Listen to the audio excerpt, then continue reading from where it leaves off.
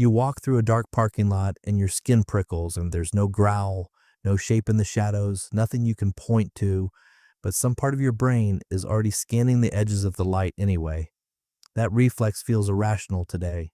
It wasn't always irrational, so why is it still there?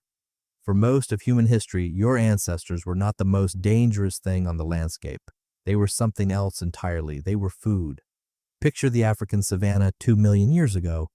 No claws, no fangs, no thick hide, just soft skin, slow legs, and a body built for walking, not fighting.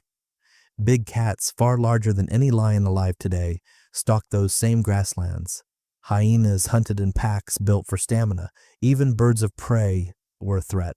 Paleoanthropologists studying early hominin fossils have found puncture marks that match the teeth of ancient predators, and skull damage consistent with an eagle strike on a young child. Your ancestors were not at the top of the food chain, they were somewhere in the middle of the menu. So how did a slow, clawless, fangless animal survive long enough to become you?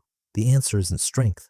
It's something stranger. Anthropologist Sarah Hurdy spent years studying how early human children were raised, and she noticed something unusual compared to other primates. Human infants weren't watched by one mother alone. They were watched by many pairs of eyes at once: mothers, older siblings, grandmothers, unrelated group members. Extra caregivers meant extra vigilance, more eyes scanning the tree line, more warnings shouted before a predator got close. A behavior built around raising children turned out to double as an early warning system, but watching wasn't enough on its own. Something else had to change, too. Primatologist Richard Wrangham has argued that fire may be one of the most underrated turning points in human history, not just for cooking food, though that mattered enormously. Fire also did something predators hated. It pushed back the darkness. A sleeping group with no fire was exposed all night to anything moving in the black. A group with fire had a wall of light between itself and the things that hunted in shadow. For the first time, humans could control when night actually began. Here's where it gets stranger. Fear itself may have been the real survival tool.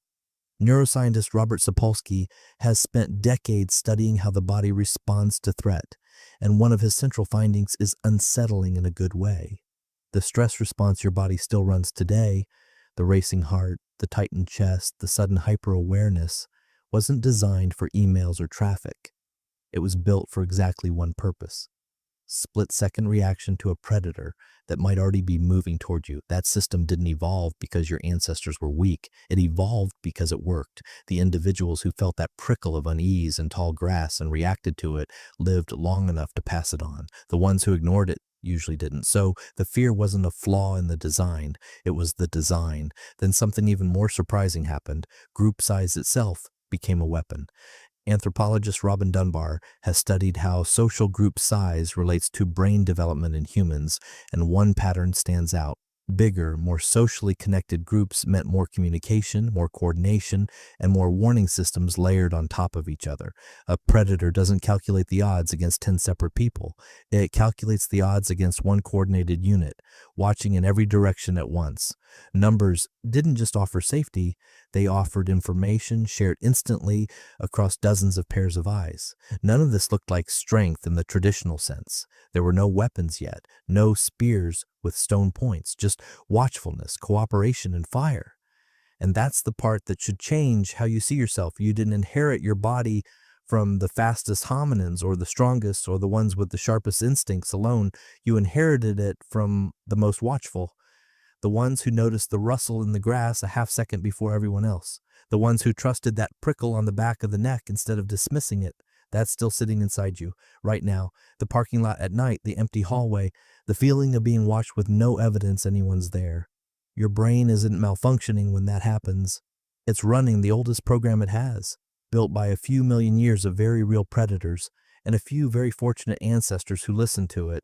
You don't live on the savannah anymore. The predators that shaped that reflex have been gone for tens of thousands of years, but the wiring never got the memo, and in a strange way, that's not something to be embarrassed by. It's the last visible proof that somewhere back in the dark, someone in your bloodline looked at the shadows, felt that same prickle, and survived long enough for you to eventually stand in a parking lot and feel it too.